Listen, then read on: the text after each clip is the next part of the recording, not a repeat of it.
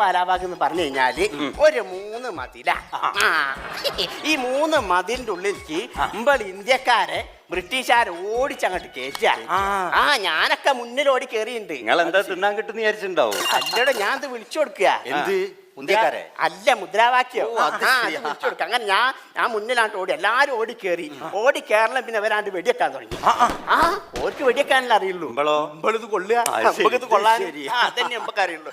അങ്ങനെ എന്റെ മുന്നിലൊക്കെ ഓരോരുത്തരും ഇങ്ങനെ മരിച്ച് വീഴുക എന്റെ മുന്നില്. അപ്പൊ ഞാൻ ഇങ്ങനെ നോക്കുക, എന്താ ഇപ്പൊ ചെയ്യാ?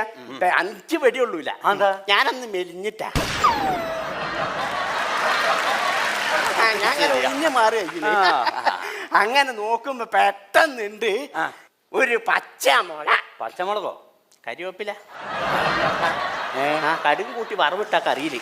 ശിവാന്ത ഈ ജാലിയൻവാലാബാഗിൽ വന്നിട്ട് കടുക് പൊട്ടിക്കാൻ മെനക്കെടായിരുന്നു കേട്ടോ.